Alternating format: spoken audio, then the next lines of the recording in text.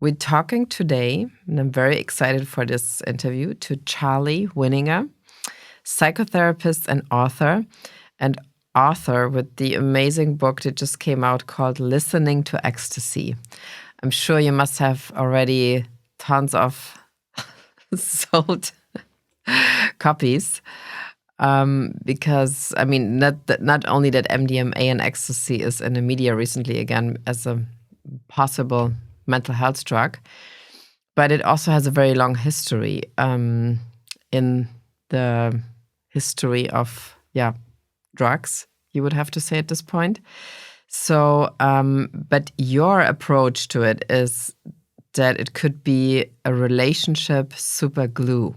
So please take it from here because it's already enough excitement. Okay. Well, first of all, Anne, thank you for having me on here. Yes, I have found, and my wife and I have found, and our friends have found that MDMA can serve as relationship superglue in that it puts us my wife and I, in a state of heavenly bliss for a few hours where our bodies are flooded with serotonin and oxytocin, which gives us a profound feeling of safety and well-being. And in that state, we can not only feel our love for each other, and my wife and I normally feel that, but it brings us down deeper to a deeper level where our bodies are attuned to each other, our minds are attuned to each other, and we are in a state of flow and oneness with each other. And it's a bonding experience that we can use after after the experience. And here in America, we call an MDMA experience a roll. Mm-hmm. And so after that experience, we have the memory of the experience and we can get back in touch with it.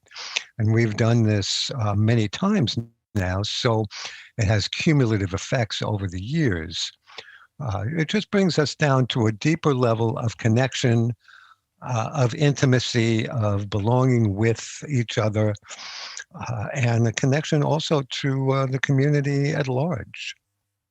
Okay, so this is also what the book is about, you could say, right? I mean, in general, how your way to finding a different kind of relationship. But I mean, since you're a psychotherapist, so I could imagine that a lot of people, I mean, latest now with your book coming out, would be also very much interested in that. And there are already researchers that we had Brian D. Earp on a podcast. Mhm. Who wrote this amazing book, Love Drugs, where actually MDMA or ecstasy is used in couples therapy Yes. to, I mean, like to just make the outcome a little more effective, Yes. as well as if you have a normal talk therapy, where psychedelics can also make your therapy a little bit effective. So is this something you were actually thinking about to kind of, let's say, create a model around this? I mean, of course, legally this is not possible yet, but we could be getting there in the next couple of years. Well, yes, I hope to be getting there. I mean, the book is really a love story and an adventure story about how two middle-aged people entered a forbidden world of Hmm. psychedelic drug users and found it to be enchanted. And we found that we didn't know it when we started. We were just experimenting. But we found MDMA to be a very unusual and uncanny compound that connects us, like I say, not just to ourselves and each other, but to the community at large. And we didn't start out with that intention, and I didn't start writing the book with that intention, but it turned out that MDMA has a tremendous potential for couples. As a matter of fact, before it was illegal, back in the early 80s, when it was used in California, the man who rediscovered MDMA started giving it to psychotherapists in his area there in Northern California. The first name that these psychotherapists gave the drug was empathy. Oh, really? Oh, I didn't Yes, know. and they started giving the drugs not only to their individual clients, but to their couples, because it could help couples really connect with the kind of love that brought them together in the first place that they might have forgotten about because they're fighting all the time. So it helps couples connect on the level of empathy and compassion to really feel what it's like being in the other's shoes. One session with MDMA with a couple can be equivalent to 6 or 12 months of couples therapy if it's done with the right intention and if Hmm. it's done with the right therapist. And with the right compound also, right? I mean, because That's what I mean with MDMA, yes.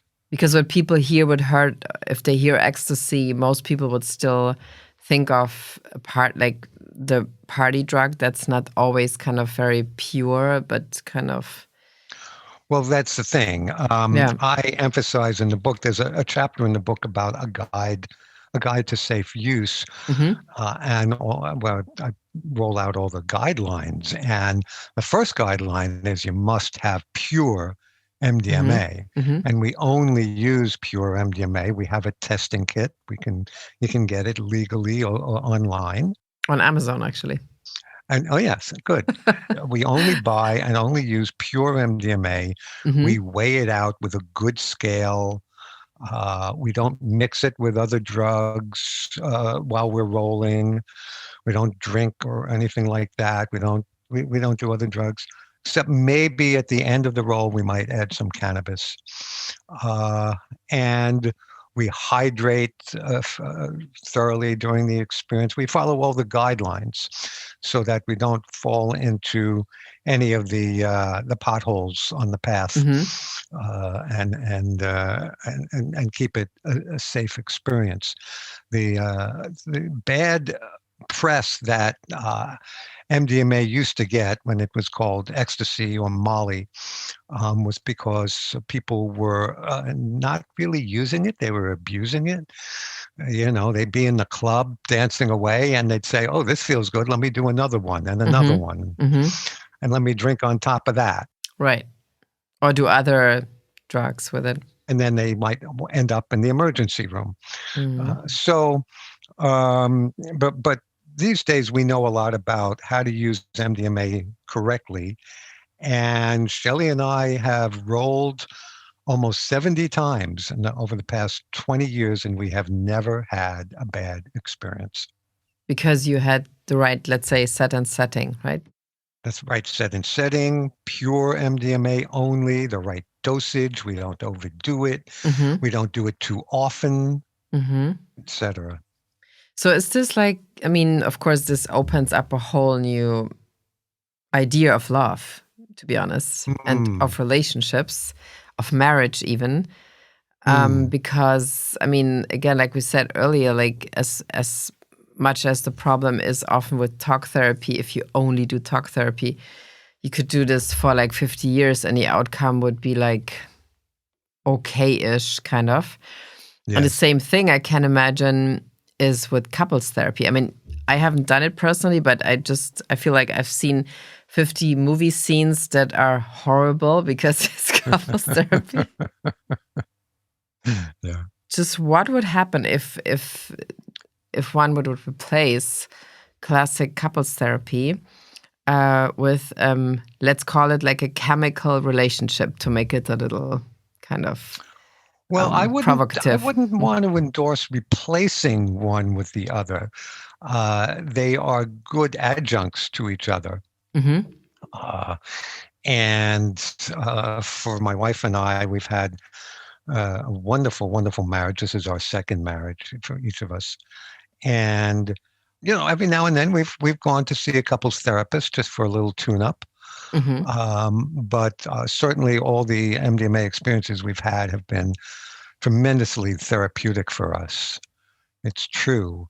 But the important thing about an MDMA experience is the integration of it afterwards, which is true for any good psychedelic experience.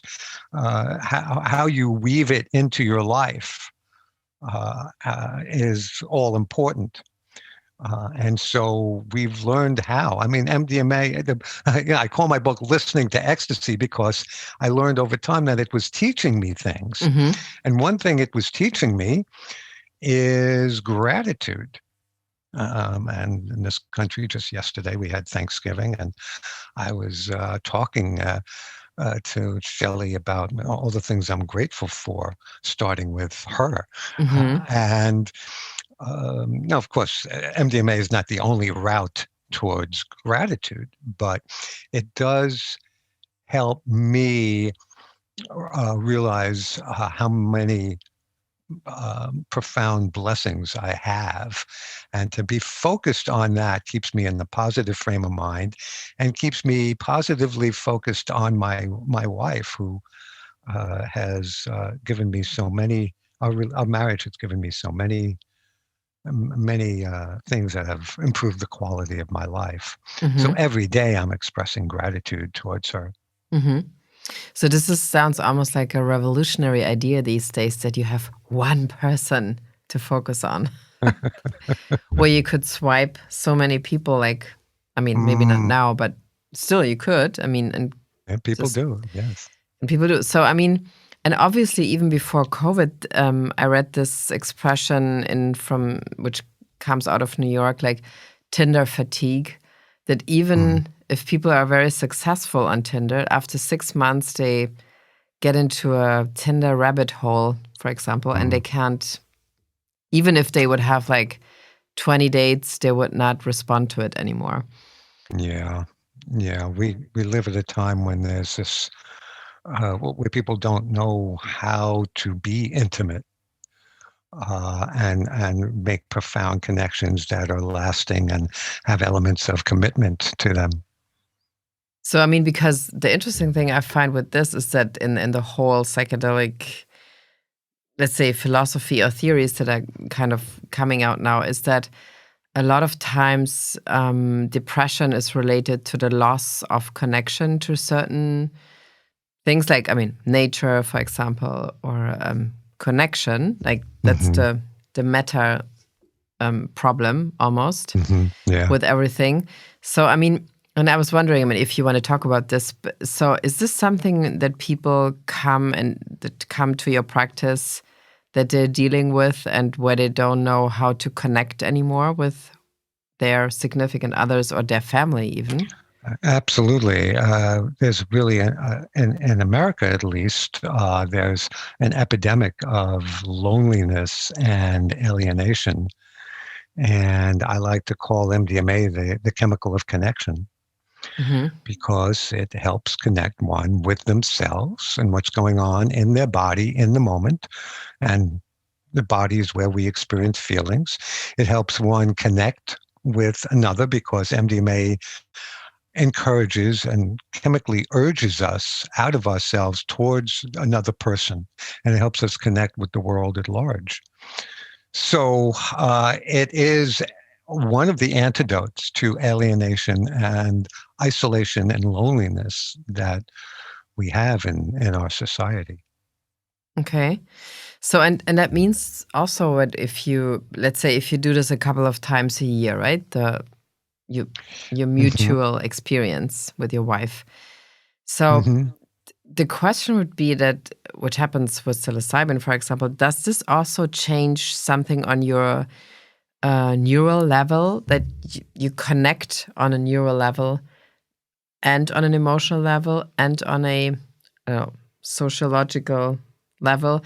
So is there another level where the connection is happening? And also, is this changing your neuroplasticity also? Well, it's a good question. I'm not sure about the science of that. Hmm.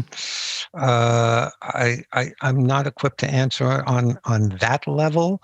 As far as neuroplasticity is concerned and the effect of all on each and every one of these hormones. Mm-hmm. Um, but certainly, when Shelley and I are rolling, we're connecting on not only an emotionally and romantically intimate level, but on a spiritual level as well, and where our minds are also are attuned to each other.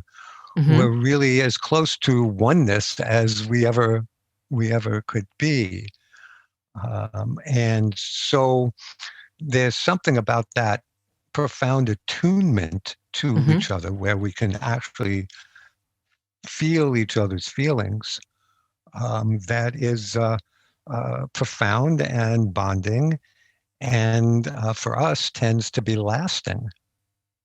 But it's interesting because I feel like there was this whole discussion in the psychedelic world that things can like that can be achieved with plants and plant medicine. But the truth is they can also be achieved with chemical substances like ketamine also, for example. We had this podcast with a New York professor who actually brought up this great expression, chemical mindfulness. Hmm. So, and I mean, I think it's interesting how it's not so much related anymore that it has to be a plant and has to come out of nature to be correct. You know what I Mhm. mean? So it could be also like a substance that is created 1912 by a German company called Merck, which I just learned. Uh, All these yes, Germans and yes, psychedelics, they yes. just love it. But Well, yeah.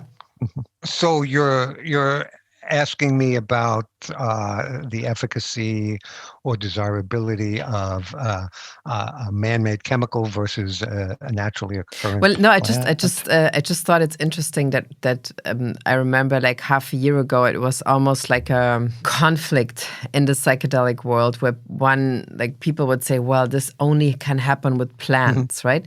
Yeah. And other people would say, well, it could be Yeah. also a chemically created substance that will help. So, Yes, and there's still that controversy. But for me, I feel like we're living in extraordinary times with hmm, unique challenges, and any tool that we can find that doesn't hurt exactly. anybody else, that can we can employ to reconnect with ourselves and each other is fair game. I think so too. But now, of course, you want to hear how you guys took ecstasy together the first time. If you want to talk Oh, about well, this. okay. Well, thanks for asking. I love telling the story. I love it so much I wrote about it. I know, but it's great if you tell it. Oh, thank you. We met in 2000, and Shelley was just out of an 18-year marriage where she felt kind of repressed by her husband, and she wanted to spread her wings and fly. She had a newfound freedom by finding the courage to leave her husband, and met me about 8 months later, and learned that I was a psychonaut, that I had experimented with psychedelics for 50 years, or up to that point, it was 30 years. Hmm. And so she wanted to try MDMA. So I had actually given up on it at that time, and I had thought that I didn't know about the guidelines and the protocols. This was back in 2000 when it was called ecstasy, and I had some negative experiences before I met her because I didn't know about hydrating and I didn't Hmm. know about 5-HTP and all these things. So um, I'd given up on it, but she wanted to do it. So I said, all right, okay, I'll guide you through a session. And then I thought, all right, well, I'll do it with you. I'll see how it goes. I had Okay. only done it alone up to that point. Oh, wow. That's, Um, and I didn't know that, one generally doesn't roll alone. It's like it's when you do MDMA alone, it's like being all dressed up and having nowhere to go. Like in COVID. Uh, right. Like in COVID times. Okay. So we borrowed a friend's home in upstate New York Mm-hmm. in the middle of Sure. the woods, and we woke up in the morning and had some breakfast, and then waited, and then dropped our little capsules of pure MDMA, and uh, after about an hour, Shelley looked like she was waking up out of a long sleep, just like coming to in a way that was so beautiful to see, and she was glowing, Mm-hmm. just glowing. And her son had told her, on MDMA, it's nice to just touch yourself, like stroke your arms and stroke your legs. It's a very sensual, it's not a sexual drug, but it's a sensual drug. And so she started doing that. And she wanted to stroke me in my face. And I said, no, no, I'm not quite yet ready.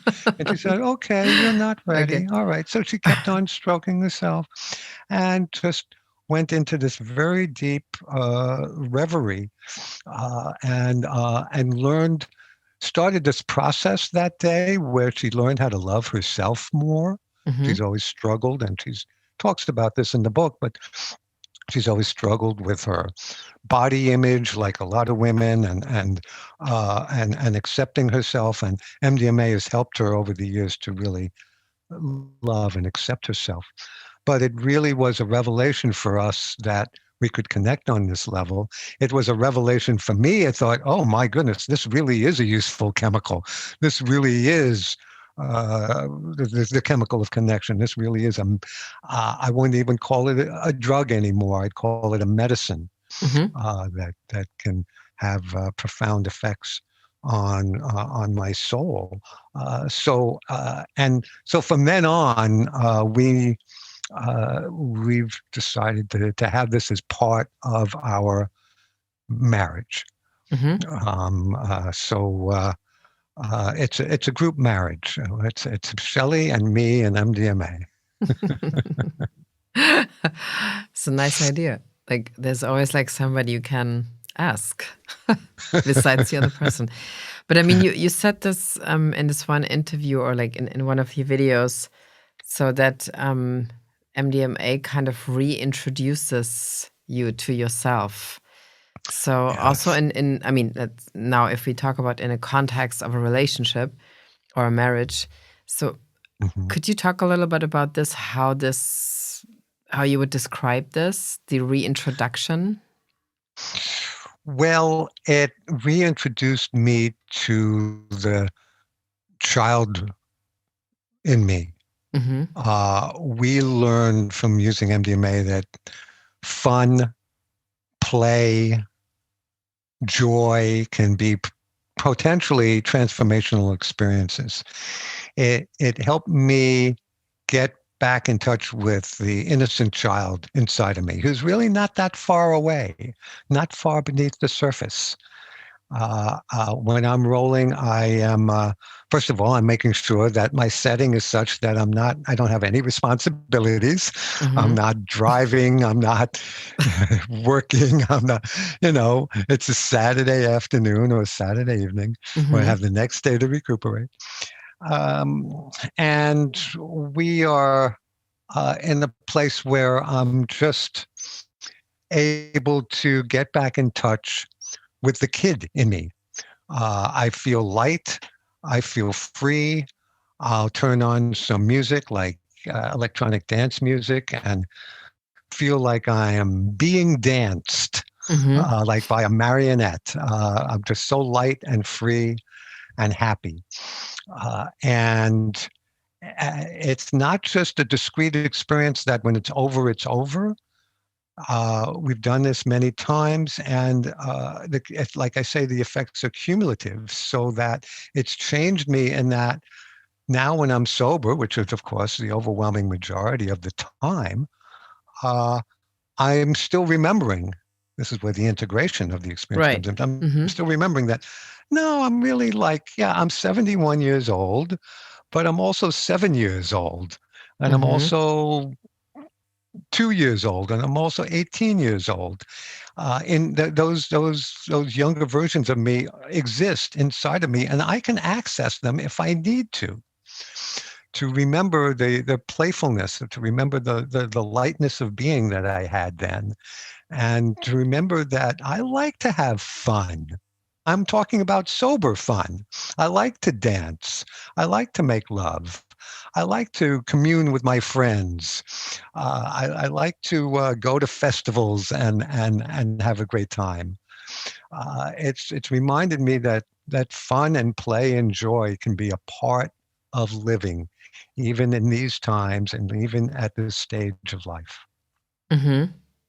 But I mean, it's interesting because, as we know, MDMA therapy is used right now mostly, or researched. It's because it's not out there yet. Researched to heal trauma in, I don't know, so many variations. Like Yes. in people who've been to the war, who are suffering PTSD, people who are veterans and can't have a normal life anymore after the Yes, experience in the victims of war. sexual violence. That too. Yes. So, but I mean, Hmm. I find interesting, I don't know where I read this, I think it was also in Brian's book, that there are relationships where one party or maybe even two parties are suffering from trauma. Hmm. And that's why, even if they don't really know that they're suffering from it, so, but let's say they don't never really address it for some Hmm. reason. And then, Yes. which means they could never really experience a happy relationship. And it's Mm. not even the fault of the other person, which we often like, oh, you do this, and that's why I feel like this and this. So, Yes. which we know in our grown up minds, it's not the case, but Hmm. we Yeah. still do it. So, is there anything you could say about how people could be actually looking into that kind of setup if they realize, well, obviously I have some experiences that keep me away from intimacy, from real intimacy, from even sustaining a relationship, for Hmm. example, which we don't learn anymore. I mean, where would we learn this right now? Yeah. Yeah. Well, it's interesting that you bring this up, Anne, because they're starting to do research now using MDMA for couples, Mm-hmm. where one of the partners suffers from trauma from the Mm-hmm. past, Mm-hmm. post-traumatic stress disorder, and the other does not. But they're giving both the people MDMA, Mm-hmm. and it helps them. It helps the non-trauma person to really understand the person, their partner who has all this trauma, and understand why they are sometimes creating havoc in the relationship, Right. sometimes Yeah. creating a lot of conflict Mm-hmm. in the relationship, and they get to really feel on a visceral level what that trauma is about for them, and so they can be allies in healing instead of adversaries Mm-hmm. in battle. Mm-hmm. So they're learning that MDMA can be useful in this way. So, I mean, because I find it interesting that once I started psychedelic therapy, which is just a year ago, like with always in a controlled setting at Synthesis, Hmm. in this amazing retreat in Amsterdam.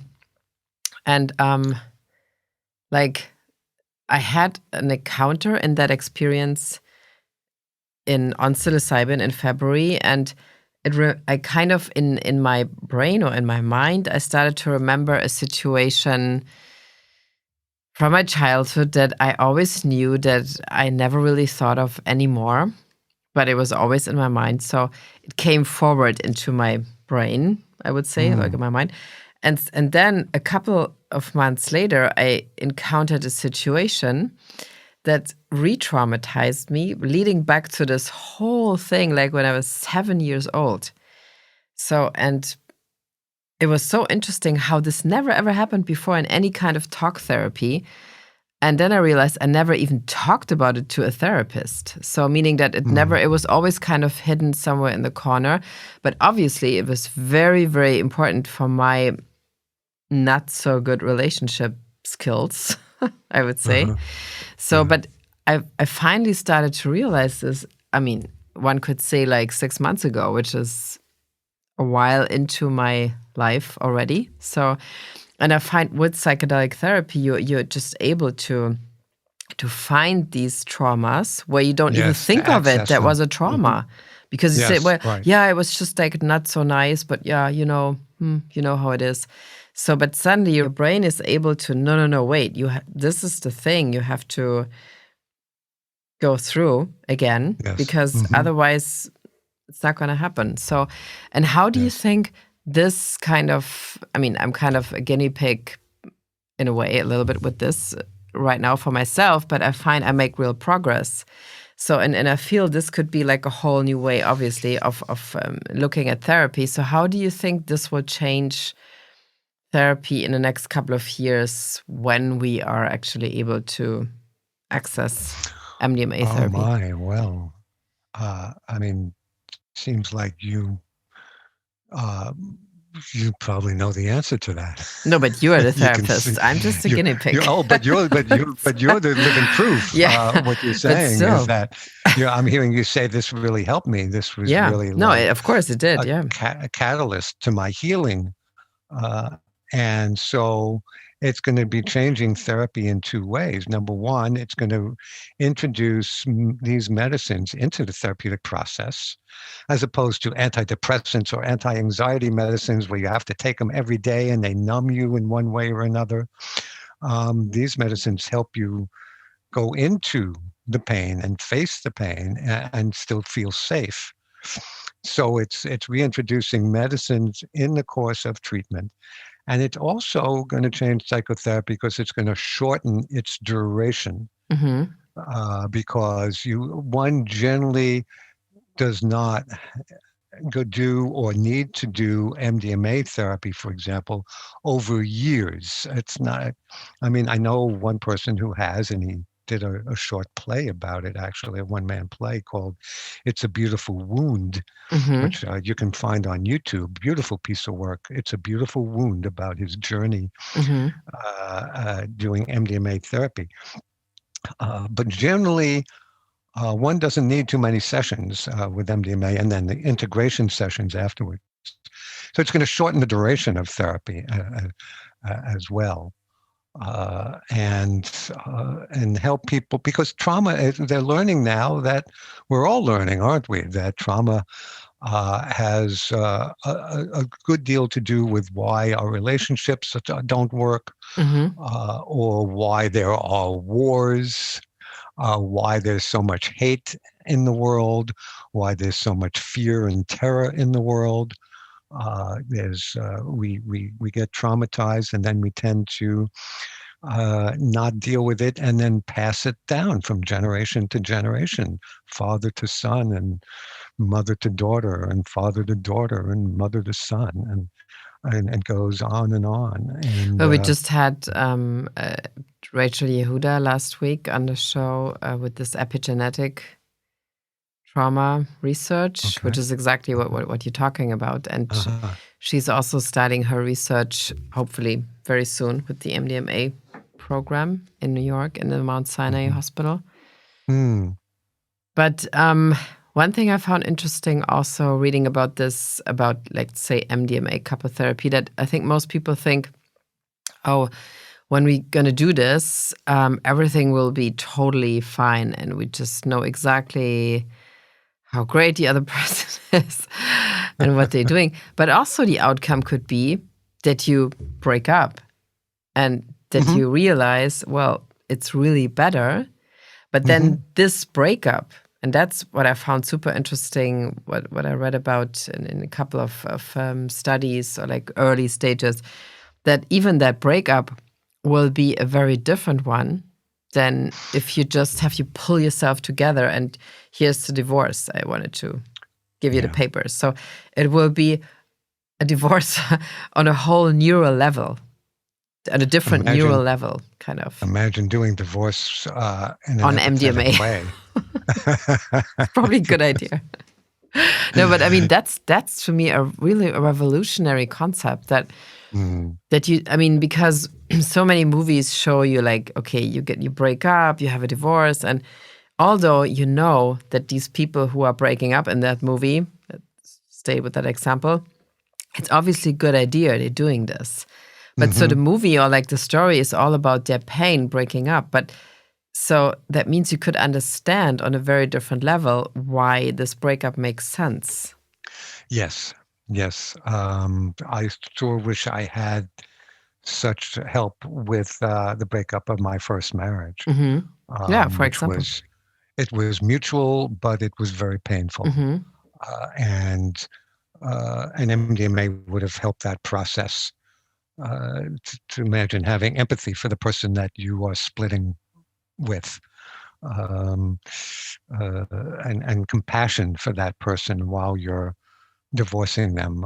It would make for much lower attorney fees. That's for sure. Well, that's a business model we shouldn't disrupt. This one, another one. But so I mean, like, how do you think this will, or this is already changing your work, right, as a psychotherapist? And of course, I can imagine there will be people coming into your practice and inquiring about any kind of other experiences, maybe not even MDMA, but you could also say, should we go on an ayahuasca trip together, which you could do? I mean, you could. So are people inquiring about this already? I'm sad to say that I cannot do that yet.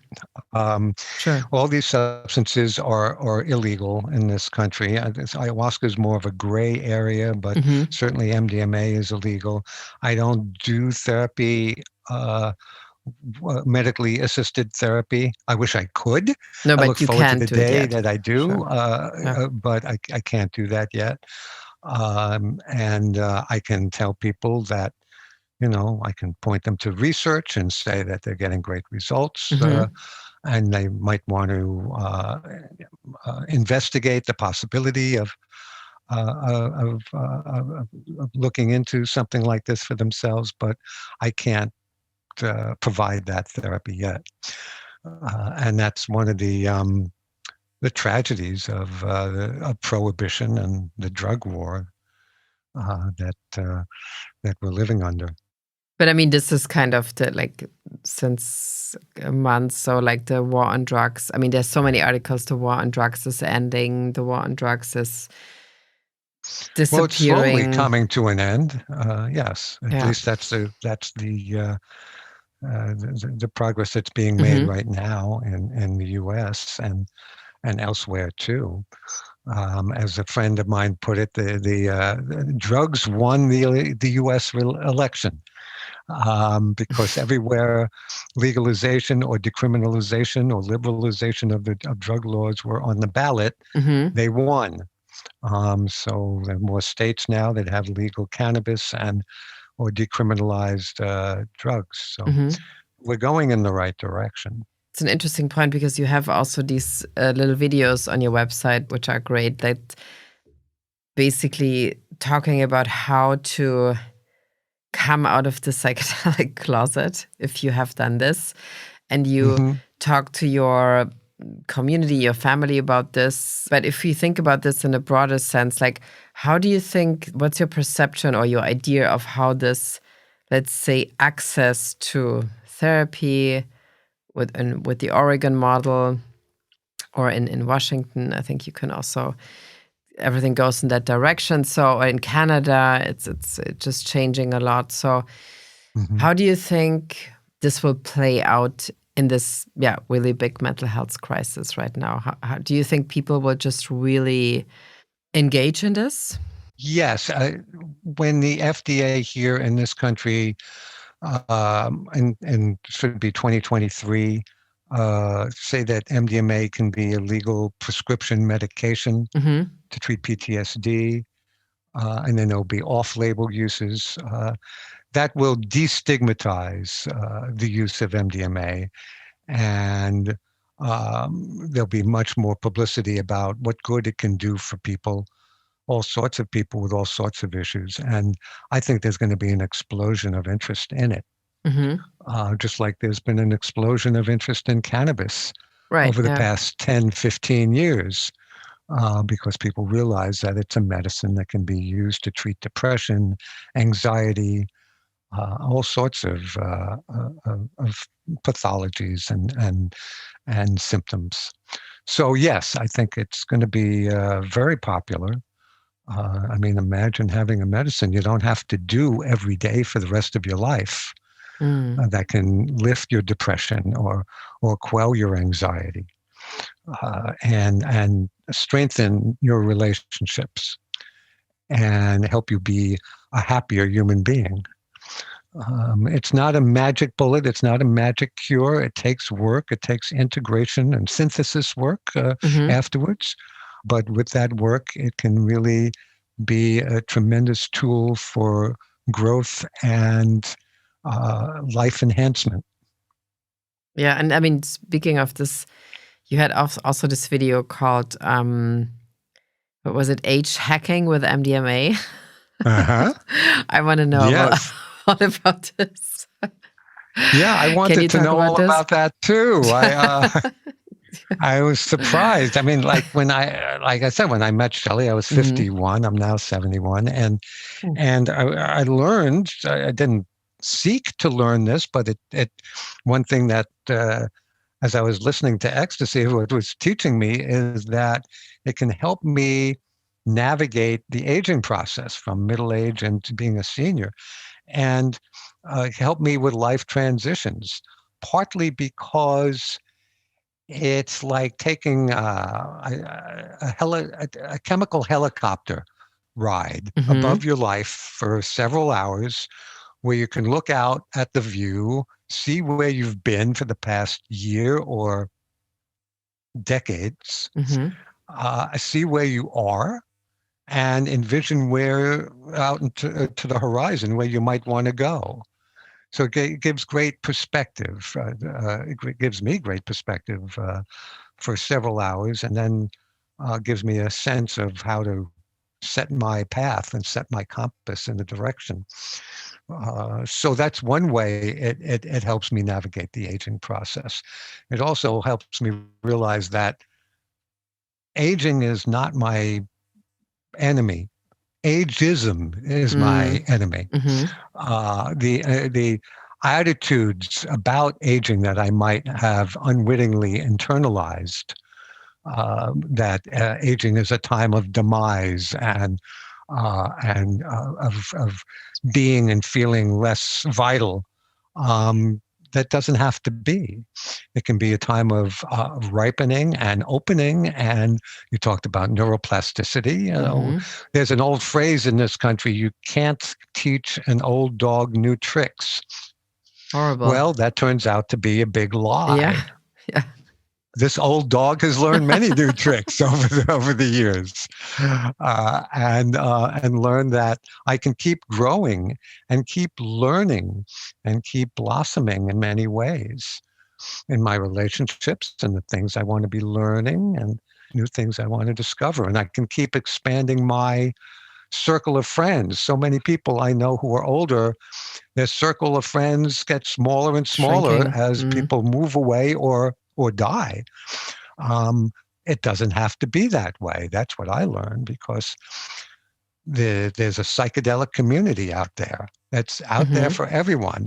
If you don't live in a large town where there are a lot of psychonauts, then you can find it over the internet. But I'm blessed to be in a city here in New York where Mhm. there are thousands of open-hearted, open-minded, smart, good and well-intentioned people who are interested in these substances and interested in exploring a life of creativity and growth. And these are the best people we'd ever want to meet. And we've met them over the years. They've become some of our best friends. So we have a whole community as we age. And I have no children, so that's really important to me, Of to course. have Yeah. people of all Yeah. ages who are my friends. And we have wonderful relationships.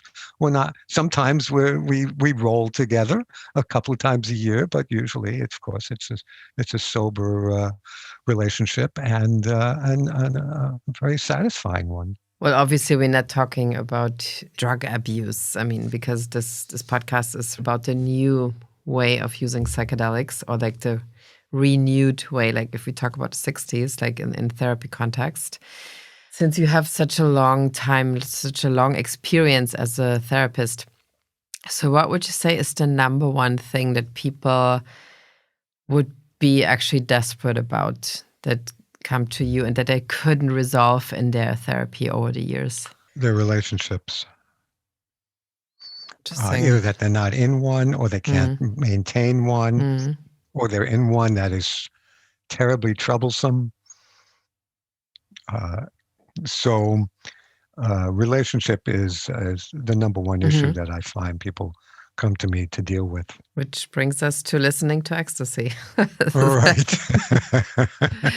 So Yeah. It takes work. It really does. But of course, it can be work that can alter the course of one's life and put one on a better path towards fulfillment. this is another thing what I learned from American movies or living in America. What you said with the an old person, an old dog who can teach new tricks, is what I learned there, what I heard there so many times in algorithm generated Netflix movies. Is like, relationship is hard work. And then you immediately don't want to be in a relationship anymore, because who wants hard work? Kind of. So, but Yeah. I feel like with psychedelics or with this MDMA in the game, you can learn that not everything is just hard work.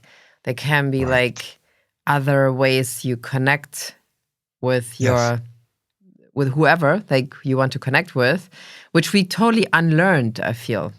So, Yes. in a way. As adults, we learned that play is something for children. Fun is something for children.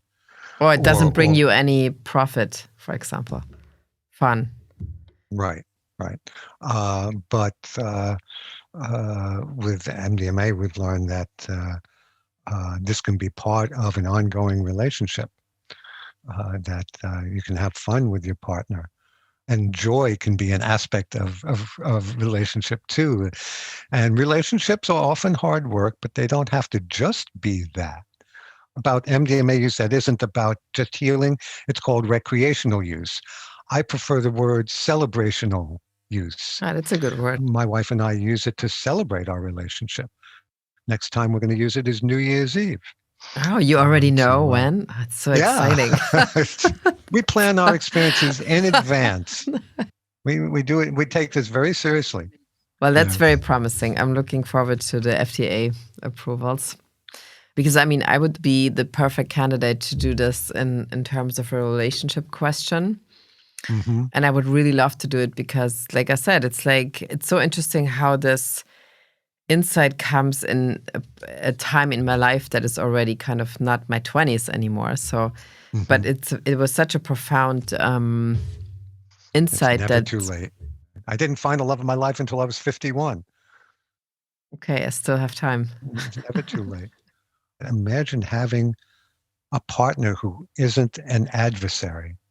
Imagine having a partner that one can feel really emotionally safe with, and where you can really let down your guard and let them in. What a revelation that was to me. I didn't think it was possible. I thought I always had to play some kind of game, always had to keep up some kind of wall, and always be on guard. And I learned that, no, it doesn't have to be that way.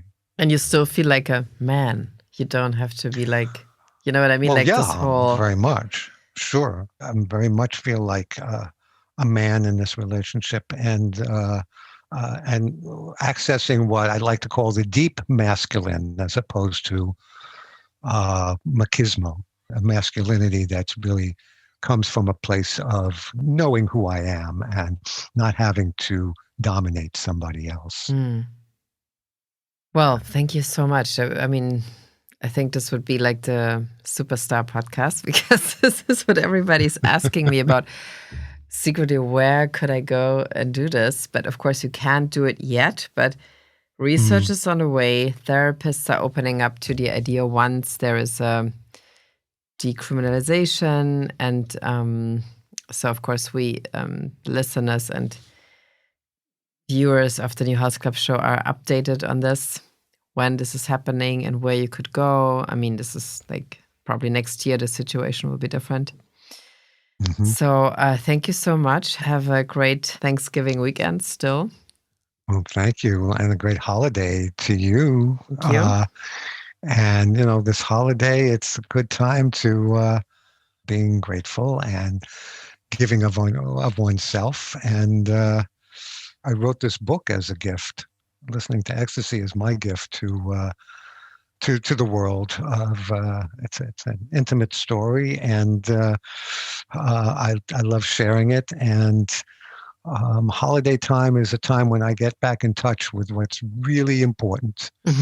Always an opportunity to give something to someone, and holiday time is a good time to remember that. And there's always something that a friend or a stranger needs from us every day. It's true. And there's always opportunities to give. And that's one thing that keeps me vital and keeps me in touch with my humanity. Great. Thank you so much. It was great. Great conversation. Thank you, and I really appreciate you having me on.